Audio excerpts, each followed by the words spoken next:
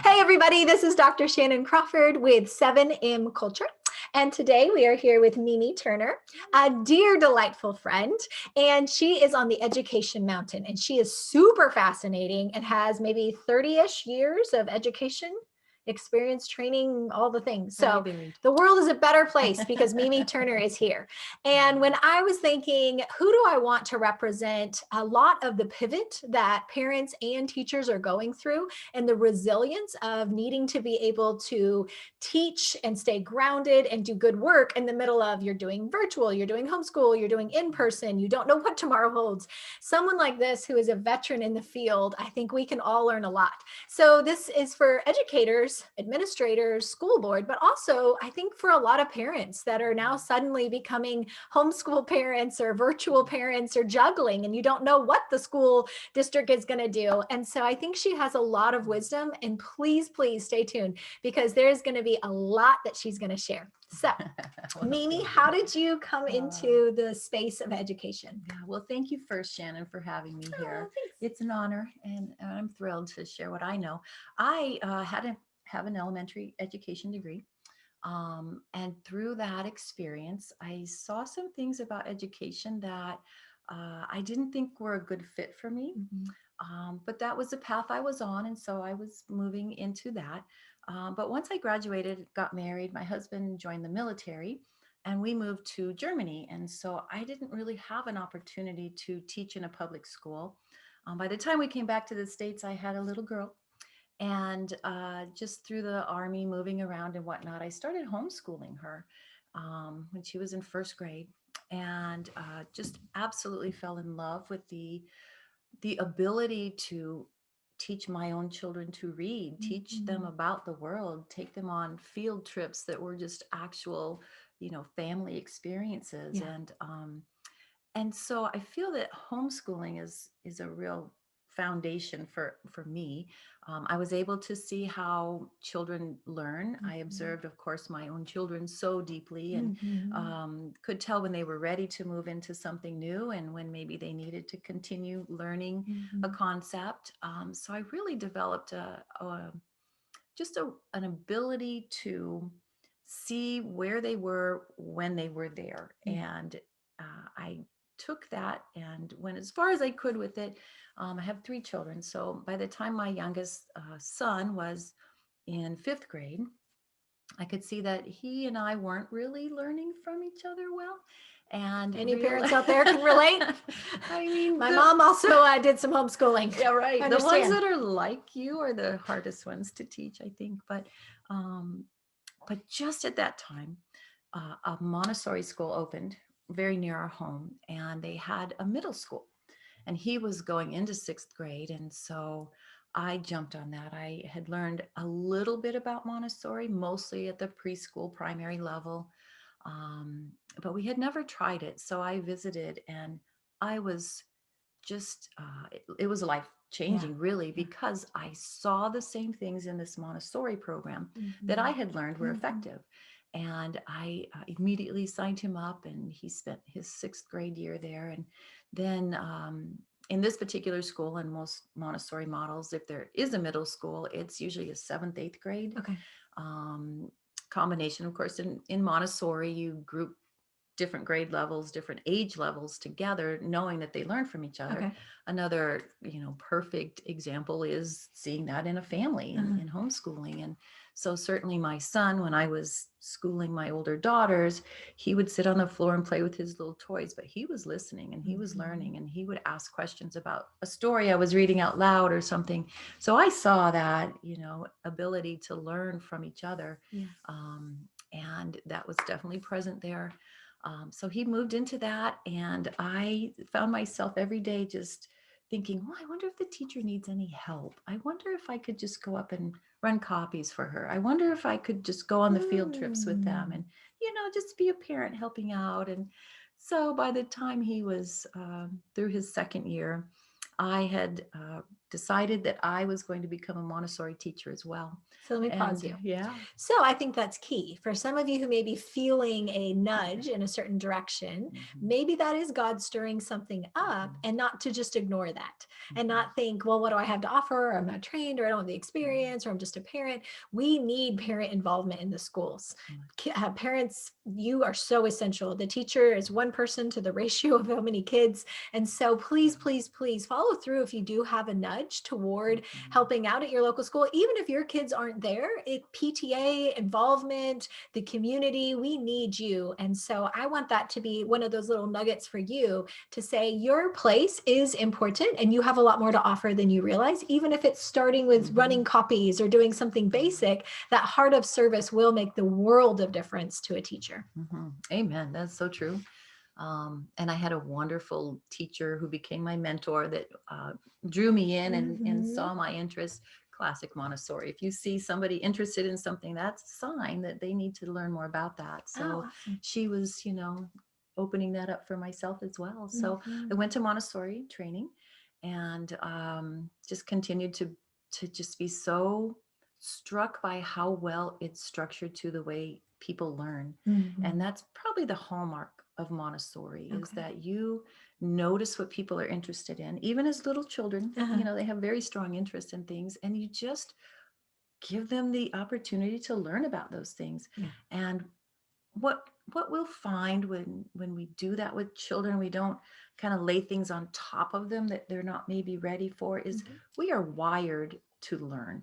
It's almost more difficult to keep someone from learning than it is to give them opportunities to learn and just watch them gravitate toward that. And Dr. Maria Montessori, who founded the method, just really observed that. She was actually a scientist, not an educator, really. And she just observed little tiny children, even babies, when they would concentrate on something. And she just through that realized that, well, the way she put it is that it is our duty to God and man to discover who we are.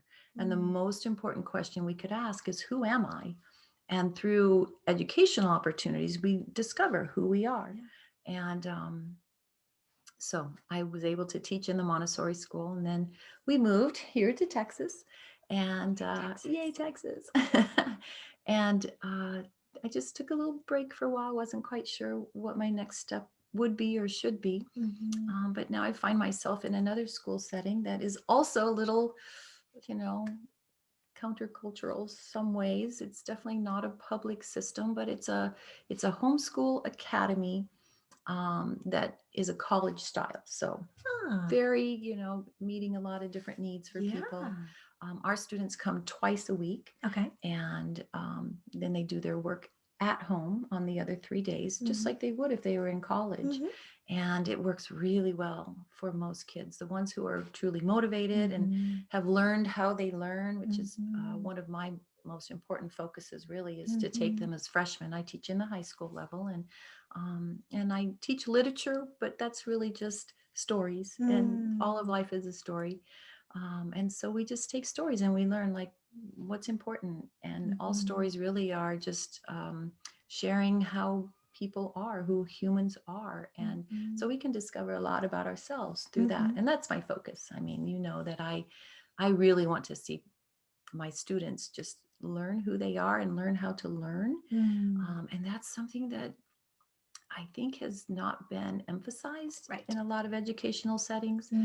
We don't teach our kids how to learn. And I think we can give them different skill sets, but then the part that's even more important, and this is where Montessori, I think, is just always way ahead of any other method, is that we have to learn who we are to know how we learn. So good. So I can give you the tools. I can say, Shannon, take this pen and pencil, but I can't really tell you how to exactly use your pen and pencil because that's something that's wired into you. And so you're going to gravitate probably to the pretty pens and the colorful paper. And, that's who you are. And so I'm going to recognize that. I'm going to say, Shannon loves color. And so I need to give Shannon the pretty things and just like let her go wherever she needs to go with that. There are other people who are more kind of logical, mathematical. Sure. I don't understand them, but I it's don't okay. either. They're out there. And so we have to include them, So we give them the graph paper, we give them the solid black Sharpie, whatever, and they're happy too. And Yes, absolutely. but we just have to recognize that we don't fit into a box. Absolutely. And that's what I bring to my teaching. Mhm. Yeah. And I think one of the biggest things that I wanted to draw out is teaching people how to think. Mhm. That right Mhm. now in a school system that a lot of educators feel the pressure that their job and their performance and their, stability is based on, can I get these kids to pass this exam? And so we're teaching to a test instead of Yeah. teaching how to think Yeah. and how to initiate and take Mhm. autonomy and Yeah. engage in creative space. And so what does that look like for you as an educator, knowing that we're not just crystallized knowledge where I'm, conveying content, but I'm actually trying to help them learn how to use their working memory and engage in play in their mind. Yeah, well, that's a big question. But there's definitely an answer for it. And it goes back to just taking the students where they are and who they are. And then at the secondary level, which is what I'm trained in, so that's junior and high school level, they've moved into a developmental stage where they are kind of their own, what we would call in Montessori manipulatives. So if you think about a Maybe little define that for our preschool, audience. preschool level, they've got their little, don't call them toys, they're not toys, but they're little manipulatives. So they have the tower that they stack the blocks, and they learn that you can't put the tiny block on the bottom, it doesn't work. And so they're just learning from those external kinds of things. But as they move into a developmental stage where they're ready to learn from each other about how to be a friend and how to work in a group and how to interact just as a human one to another. And what happens when I say something that hurts somebody's feelings? What do I do? And so in Montessori, especially in the middle school level, we put them together in groups, and they do a lot of work in groups. Okay. And so through that, they are learning just those little subtle things that you just really can't do when you're sitting at a desk and you're working on your own work. So to help them learn how to think, I really think we have to learn how other people think as well. And so again, as being kind of the manipulatives of each other, we're learning other people have ideas that are different from mine, and I need to learn how to hear those ideas, process them, think through them myself, decide, well, where do I think this is right or wrong, and what is my opinion? And so we would do a lot of that kind of thing. We talked a lot about opposing viewpoints. So we would take a controversial issue and we would present each side of it, and then let them talk through, well, what's right, what's wrong, what is truth, what is hurtful, what is the right way to relate to someone else. I want to hear them, but I also need to have my own thoughts and feelings and abilities. And so it's a very organic process. We do a lot of what we call Socratic dialogue, where they're just talking about these things a lot. But then they also do a lot of work where they are just handling things in the world. So that's another big Montessori focus, is that we have to go into the world to learn about the world. So we don't sit and just read the books about the world. We go into the world and we see. We would take our kids on field trips. We went to Washington, D.C., and we got to meet with our representative, and they got to ask him all the questions, and they heard his viewpoint. And then of course we'd go back and we'd talk about our viewpoints and that kind of thing. We would go just to so many places, really. And so being in the world is another way to learn how to think, because you have to be able to make your way through the places that we would normally go as adults, but we don't think to take our children to these places. And so they're handling just real world thoughts, they're handling real world opportunities. And then we also have, of course, the more academic aspects of that, where they are reading usually above their kind of grade level. They will take a piece and try to break it down. And we teach them all of the same kinds of things, that you would Mhm. see typically about how to um, pull something apart. You need to know vocabulary. You need to be Mhm. able to then build back up the Mhm. concepts. A lot of just researching. Mhm. They would write and just through that they are also learning. So some of that's traditional, some of that's not so traditional. But I know one of the things we've discussed just in our own conversations is that we have to learn how to problem solve. Yes. And I think that you and I both can see that when people haven't had the opportunity when they're young Yeah. to problem solve, they almost form this cognitive rigidity. Mhm. They cannot think Yeah. beyond what they've been told. Yes. And that's dangerous. Very And dangerous. so we see that the ones who have been given opportunities to be creative, to learn in the way Mhm. they've learned, Mhm. or they're wired to learn, to solve problems, and there's not really an actual right or wrong. It's Mhm. just coming to a situation and like, what would you do here? Yeah. I have my students do a lot of journaling. I give Mhm. them just kind of like not right or wrong things to reflect on. um, so they're doing all of that every day. They're also I give them projects and I say, okay, take this information and make a presentation for the class. Uh-huh. And a lot of them kind of get that deer in the headlights Yes. look because they Mhm. don't know what I mean. What do you mean? What should it look like? Uh-huh. How long should it be? All of those things Yeah. that show me that they haven't really understood that, well, you are clever and creative and I want to see what you know. Just Yeah. show me. And I use that language to them, and it takes a little while, but Yeah. the ones who are already pretty artistic Mhm. love it. And their design is to not have any lines or boxes or anything, so they're very Mhm. happy.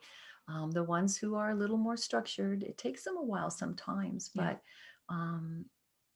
my part in all of that is to accept what they give and accept Mhm. their work, accept their presentation, and say, you did a really, really good Mhm. job on this. I hadn't thought about that aspect. Yeah. And then just to encourage them and Mhm. inspire them and let them know that their work is valuable, and it might look different from everybody else's, but that's what we want. We Yeah. don't want everyone to look the same, Exactly. because we just all learn from each other as they sit and present to the class. Yeah. um, then the wholeness of that is that Mhm. everyone has learned much more than they could have just individually understood Absolutely. a concept. So Yeah. And a learning Milo.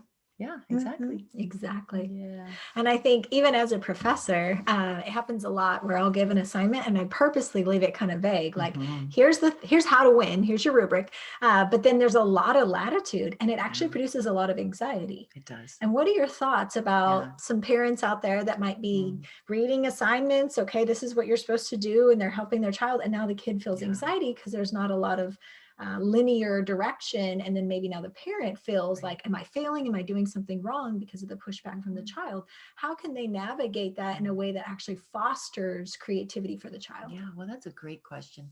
um, I think as I remember back to being a homeschooling parent, there is pressure Mhm. just in that risk that you're Yeah. taking to school your own child, to teach them to read, to Yeah. teach them math, which I didn't always do the best job with, but I taught my kids to read. Yeah. Um, but we don't know if we're doing it the right way.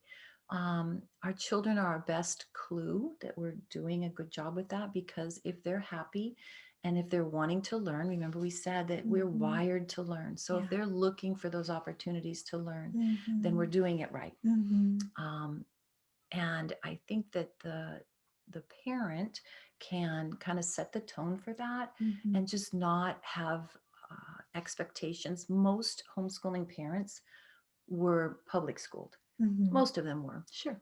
And so they are bringing to their Mhm. homeschool what they learned about learning. Yes. And so, there's so many resources in the world right now about homeschooling. And let You me know, pause you. I think that's a really big clue Yeah. that we want to make sure you know that there are lots of different ways of how to learn, Absolutely. how to teach, how to educate. We want to empower you Mhm. as parents, teachers, professors, educators, that you know that you can do research and you Yeah. have permission to not do it just the way that it's been passed down to you. Yeah. That you can, my parents took me to the business, right? Yeah. And so they were business Great. owners. And so I'd have to do filing, and that helped me with my counting and my Mhm. letters and my numbers and all the things. And so I was in an environment that was so enriched that they would highlight, here's an educational moment that I probably wouldn't have Mhm. gotten in a Wow. traditional public school setting. Yeah. And I'm kind of grateful that I had public school and then some kind of weird alternative class where we were kindergarten to 8th grade, which was a 2-room schoolhouse. That was interesting, and I did a lot of creative writing, so maybe it was Montessori, I have no idea. And then I had a different weird school. I was homeschooled, and then I was in Christian prep school. So I've had so many different styles of learning that I do think it created more adaptability in how I learn versus just being very linear in one style and one approach. No, I think that you did probably from that. And of course, Mhm. you're so curious and you haven't lost your love of learning. And I think Mhm. those are the two most important things that any parent can do Yeah. is just do not let that love of learning be Mhm. stolen from your Mhm. child. So some of the ways that we could do that is just don't be afraid to make a mistake. Yes. Our kids are so resilient, and we've asked them to do lots of hard things this year. Yeah. And most of them, if they know that they're doing okay, we encourage them, we inspire them. You can learn, you can do this. Those are the things that are probably more important to hear than you have to do it this way. You have to make your B's and Yes. this way and your D's that way and all that. They're trying to learn those little linear things, but the world is our teacher always. And so we can always just go out and do things and observe your children, see how they learn, what's important to your child. Yeah. The different learning personalities and learning styles and all that. And there's so many ways you can kind of try to understand your child. We don't want to label them, but we want to sort of get some information and say, Absolutely. my child likes these things. My child loves animals. And so how can I bring animals into their world? And they can certainly learn, lots of counting and different things with animals rather than business things. It's just like there's this Montessori term, it's called follow the child. It gets misused sometimes. Some people think, oh, I just need to let my child run wild and do whatever, but we don't do that. It's not what it means. It just means observe your child and see who they are, learn your child, and then trust that your child will be able to discover who they are. Absolutely. And then develop that, and then they will fulfill their potential through that. Yeah. Yeah. And I think as a therapist, something I want to highlight to parents and teachers is also asking questions to the child. Yeah. Because a lot of children are so accustomed to people giving them the prompt and the command, even video games, school, home, chores, everything is a adult to the child. And we're not necessarily teaching them how to self-introspect. Right. What do you like? What about this homework was fun? What was not fun? Where did we stumble? What was engaging? What was interesting to you? Yeah. And being able to ask those questions, me as a therapist later in life wishes that many times people had been asked questions and that they learn how to self-reflect, how to think through what do I like, what do I not like, versus how do I just succeed, how do I perform, how am I perfect, and accomplish the measures or the metrics, instead of developing an internal world that's robust and creative and allowing for boredom, so that then they have to now kind of innovate and create on the inside versus always having an expectation, a demand, a pressure placed on them. Yeah, no, that's huge. And to speak what you said about, I guess problem solving really is, I have this little thing that I teach them. I don't have a good title for it. I call it the 4 whats, but we just go through like what worked for you. If you try a situation, if you try some kind of activity, but you didn't maybe get the results you were hoping for, or maybe you really failed. And that's another thing. We have to let our kids fail. Yes. But we have to teach them what to do after they fail. So what worked for you? Something always works. What didn't work? Sure. That's where they get stuck. What didn't work? But then we have to go, what would you do differently? And I think that's the problem solving aspect, that we have to stay out of their way and let them wrestle through that, because they have to see from their perspective what didn't work. And then of course, what would you do differently? And that usually it's often very obvious to them when they figure out Mhm. what didn't work. Then they know, oh, I should have done it like this. And Mhm. that part just falls into place. And then we ask them, what did you learn? Yeah. Because we can't forget they're learning. And Yeah. if we can just give them those little tools like that, Mhm. which actually are quite impactful For the rest of their for the lives. rest of their lives. I know I've had former students come back and say, Mrs. Turner, I did the 4 watts and it worked. I mean, I use it. I Yes, definitely use it. absolutely. And so it's simple, but it's very effective. Yeah. And it kind of covers all these things that we've been talking about. We can look Mhm. and see, well, I learned something. And Mhm. I also learned what not to do, Mhm. but I learned what I'll do differently next time. Yeah. And that really equips people to kind of have that self-confidence that Mhm. if I fail, Mhm. or maybe when I fail, Exactly. I can count on Yeah. myself to be able to just get back up and do something different this time. Yeah. Yeah. I love the story of Sarah Blakely. She is the founder of Yes. Spanx. Yep. And she said growing up, her dad would always ask her around the dinner table, how did you fail today? Yeah. And so we'd highlight it as if that's a virtue and that's something to be applauded because it means you're getting better, you're trying, you're innovating. Yeah. And so my whole life, my dad has said, you got to get tough, Shannon. I need you to be resilient. I need you to get back up. I need you to get used to failing because that's how you're going to get better. Or when my brother was teaching me how to snowboard, it's like, if you're not falling, you're not getting better, with a couple of choice words in between. And so it's like this mindset of you're supposed to fail. Like that is taken for granted. And I think there's so many kids and now adults that live with such perfectionism and this stress and anxiety because what if I fail? What if I'm not perfect? What if I fall off this pedestal and I'm not the smartest in the room? And we see it a lot with graduate programs that people have been the big fish. They've been the smartest person. They've been the high achiever. And now all of a sudden it's my first experience of not being the smartest, not being the most intelligent. We see it in corporations where people now become very possessive of their material and they won't share it. And they're very comparison oriented instead of being able to see that I have a contribution that you don't have and vice versa. And there's this collaborative non-threatening because my identity isn't in my perfectionism. My identity is something sealed on the inside. And then now I get to go out in the world and play and explore. Yes. And if you can convey that to your student, to your child, and give them that internal peace and permission that they are radically, passionately loved just for them, no matter how they perform, and they're going to fail, and let's learn from it, and let's learn how to overcome that obstacle and how to have that as an opportunity. It's a springboard that then propels them into what God's calling them into versus this almost neurotic anxiety that a lot of parents have where their kids have to be in every extracurricular. They're already preparing them for their college education and like they're like they're super young and they're like, well, we have to make sure that your college application has all of these things. And it's like, oh my gosh, at some point you just have to be a kid as well. Yes, absolutely. It's vital. Yeah.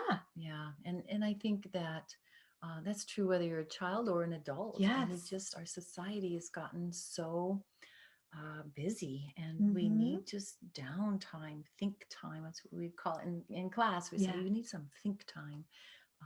And we have to be deliberate about it because it's just too easy anymore to stay busy. The internet has made everything right in our hand, and we sometimes just don't need that. And that was going to be my next question. What are your thoughts about social media, internet, video games, all of this instant stimulation that it's like cocaine or happy, right? It's hitting all the dopamine reward pathways, but they're not actually necessarily learning or creating or doing anything of their own. There's always a prompt that comes that tells them what to do. Yeah, that's very true. And there's a lot of research that shows just that active scrolling, those little likes or hearts or whatever people get, they do give them that little bit of dopamine, and it's addictive. And for a developing brain, that's very troubling. Exactly. So I think that we're way beyond the point where when my kids were young and they were getting phones and we didn't really even have social media at the time, we weren't quite as deliberate about teaching them to manage that. But today kids have to know how to manage that. And the parents that I see doing it well, I think, are the ones who let their student have a phone when they think they're ready. They give them access to social media when they think they're ready. And let me pause you. Mhm. I work with a lot of families. Your child telling you the sob story Oh, that no, they that's deserve not a phone ready. and they are being ostracized socially because of their phone. I want to empower you as a psychologist that there's a lot that goes on with a lot of those apps and dark night sexting things, that you are a parent for a reason. They don't have a prefrontal cortex, meaning they can't make executive reasoning. They can't make long-term consequence choices about who they're texting and what picture they're texting and all that stuff. And the Snapchat that doesn't record, so then they feel this liberty to just do wild things, but the other person can screenshot that and it can get around their school, and that can devastate a child when that gets around. So I know that's not the point, but I think it's really important as a psychologist that you're the parent for a reason, and we want to empower you not to be a Nazi dictator with the phone, but that you know that that is your role, and it's not a power struggle. Like, you're the parent. You get to decide. I feel in my gut that you're just not ready to steward that. And I love you, and you can be mad at me, and our relationship is robust and healthy enough for you to be mad and not understand my choice, but for me to still be the authority and still reach in for emotional connection the best that we can without needing to cater to you being my friend and me being your friend. You're the parent, and you can make those decisions, because intellectually, emotionally, spiritually, relationally, all of these dimensions are growing inside of your child. And if they're just given metaphorical cocaine and they scroll and they send and they are doing this all day long, there's a lot of opportunity that's being lost in their development, and they're not being as enriched through that phone or tablet or computer or video game than if they actually have dinner with their family, they actually read a real book and not just a tablet or a scroll or something, right? But they're actually being able to play in their environment, be bored. There's literal research about the importance of boredom in creating people who are innovators and leaders, and people who don't just follow like a lemming, but they can deviate and start in a good way, deviate from the norm and start to say, well, why don't we do that? Or how this is a belt. And I just decided, because I come from a creative family, that I'm like, resourceful. I think that would be cute as a little headband. And so I hope as parents that you feel empowered to know that there's a lot of research behind what we're saying, and not just the opinion of your child who feels like you don't love them if they don't give you a cell phone at 12. Vice versa. Well, and even to follow through that even more is when they're young and you think they're ready, you don't just turn it over to them. You put lots of restrictions on it. You have the passwords. You take the phone away at night. You don't give them access all day long. You control it. And yes, they'll fuss because they're friends and all, but you know, it's been like that forever. Every generation has had their thing. My friends get to stay out past midnight, but and then as they go through, so middle school is a really tumultuous time period. It just is. And we can introduce them to things, but they've got to have, you've got to stay really strongly connected to them and in control of those things. By the time they get to maybe sophomore year, they should be more stabilized, and you should have years now of accountability and seeing that you can trust them, and knowing what they're doing. By the time they get to their junior year in high school, they're driving, they're doing lots of things. So even as a parent, it's important to you also look long term and see, okay, there's seventh graders now. I'm not thinking about them driving a car, but I've only got a few short years to be able to trust my child, to be able to turn them loose with a huge responsibility. And the phone and the social media is part of that. So we can help them grow into that, just like we would with any other activity. When they first start, they're not good at it and they're failing a lot.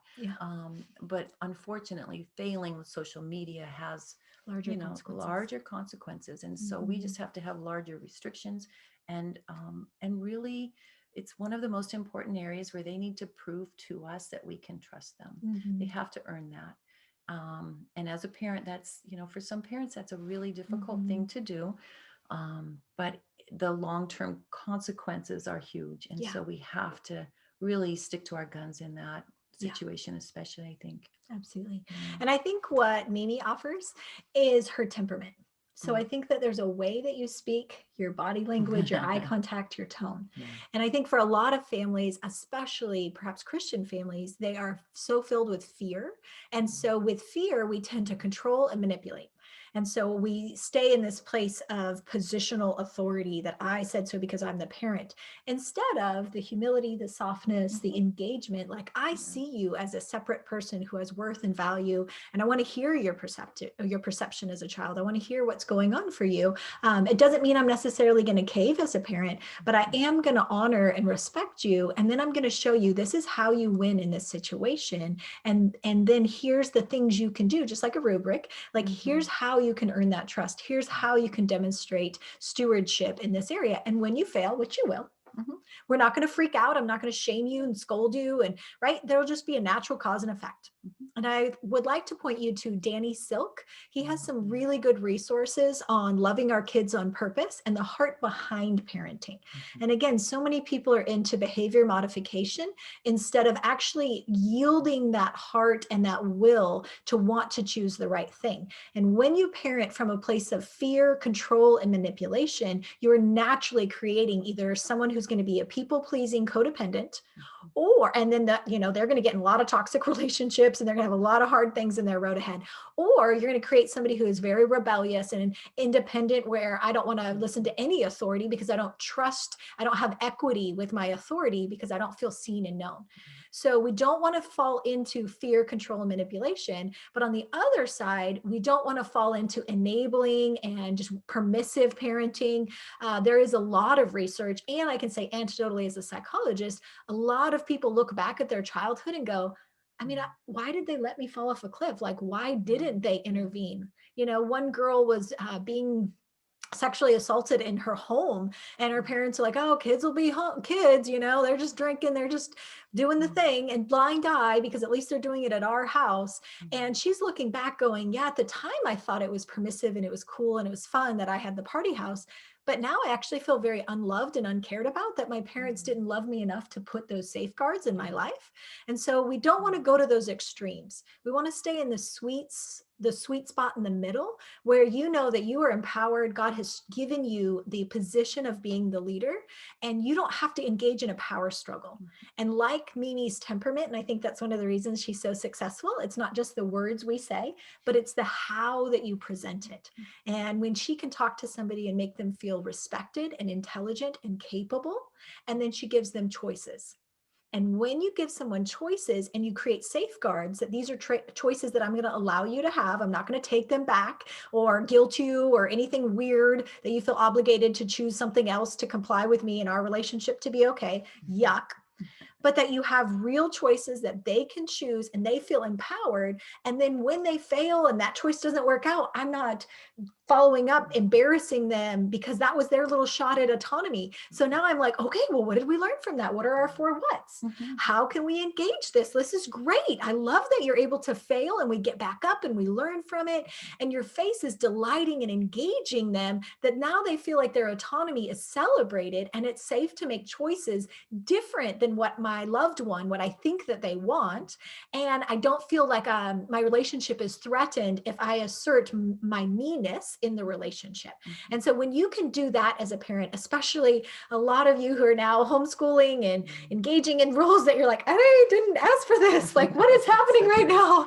Like, you really, when you look at them with relational equity, when you treat them like they have autonomy and they are spectacular, intelligent, creative beings, you ask them questions that they get to find out what do they like. And then you set up circumstances where they get to choose safe things that you feel like are okay at that age and appropriate. And then you help them like problem solve and figure it out. It worked, it didn't work. Okay, let's learn from it and let's keep going. You're now creating an environment where a whole self is being formed, and not just the crystallized knowledge of a test, right? The intellect that you can say, hey, I can mark that checkbox. But now you're creating fluid intelligence. You're creating constructs inside of them that now in any job, in any entrepreneurial or creative endeavor or relationship context, they're able to pull that up and use that in really meaningful ways. And so we want to empower you as parents. We want to thank you for teachers, parents, educators, for how you have leaned in,